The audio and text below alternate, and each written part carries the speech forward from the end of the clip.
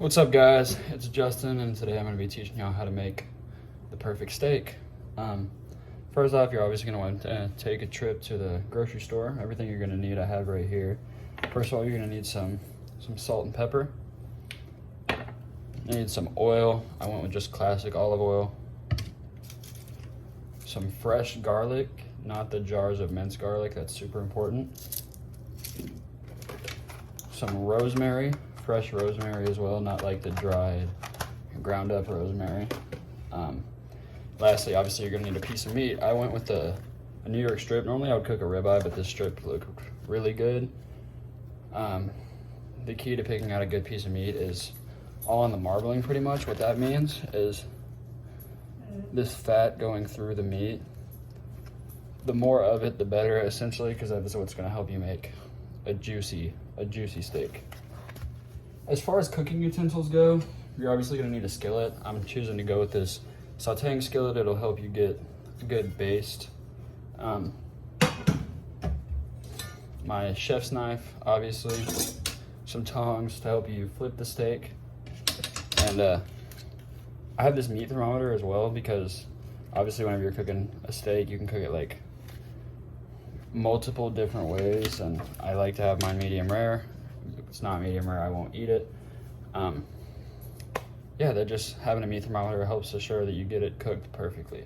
Also, I forgot to mention, you're also gonna need butter. That's gonna come in handy in the basting process. The first step to actually cooking this steak is you're gonna take your oil and get a pretty heavy drizzle in the pan and allow that to heat up pretty hot. So I'll show you all that here. So I have my oil, pretty heavy drizzle going into the pan there.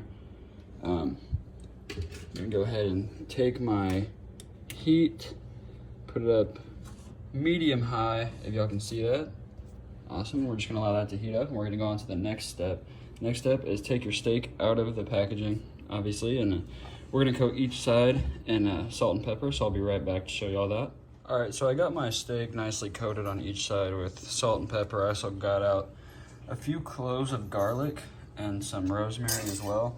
For the garlic, what you want to do is you want to take your knife, set it on top of the garlic, give it a little press. That's going to help squeeze some of those oils from the garlic out, and that'll help whenever we go to cooking it. I think my pan is starting to get a little bit hot, so I'll show you all the next step here.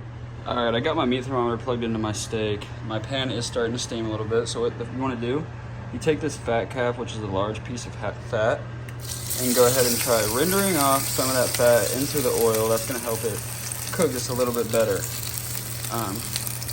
Let that sit for a little bit. And then what you want to do, you can go ahead and pick one of the sides of the steak. Yeah, that looks real nice. Lay it down like that. And this is going to help us get a good sear. We're going to let that sear for a little bit. And then I'll come back whenever it's time to flip. You're going to want to sear it for about 1.5 to 2 minutes on each side just to get a perfect brown crust.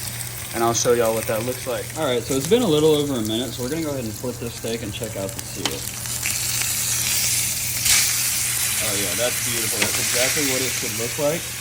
Nice brown crust.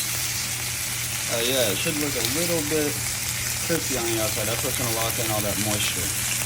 So we're going to let this go for the same amount of time, and then we're going to take it off the heat for a little bit and get the next steps prepared. All right, we now have a perfect, beautiful sear on either side of the steak. That's exactly what that should look like. So the next step we're going to do, we're going to take our cloves of garlic, throw that in there, along with our rosemary and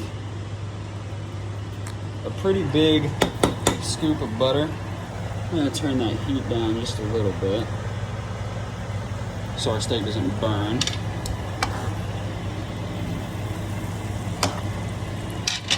I'm going to put this back over some heat.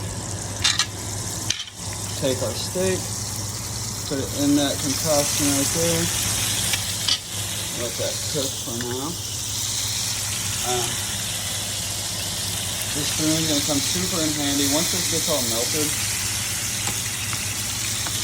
the basting process is pretty much scooping butter and throwing it on top of the steak, allowing it to cook all the way through, you can also take your rosemary, put it on top of the steak along with some garlic. And that'll allow the flavor to soak into it while you're basting.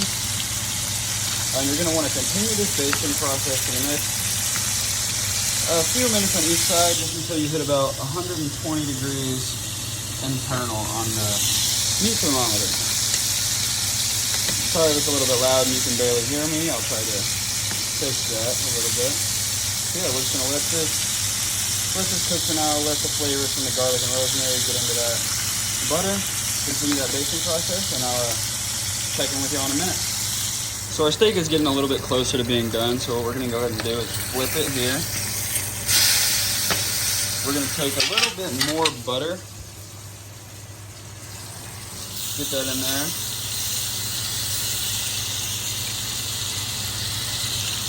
We're gonna take it and we're gonna keep basting that side. So again, what that means is you're just scooping up butter, throwing it on the steak, which is allowing those flavors from the garlic and the rosemary to seep into the steak. Taking that rosemary, set it on top of the steak along with this little burnt clove of garlic.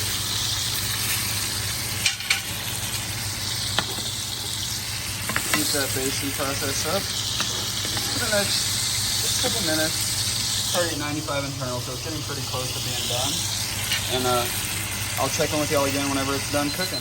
All right, so our steak has hit 120, and so I went ahead and took it off, put it on this cooling rack. What we're gonna do is let it sit and rest for about 5 minutes or so and just allow it to finish cooking. And then I'll cut into it and I'll let y'all know if it looks good.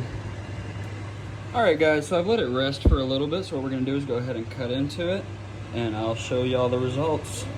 And that, my friends, is how you cook a perfect medium rare steak. Go ahead and serve with your choice of mac and cheese, mashed potatoes, whatever you personally like, and there you have it.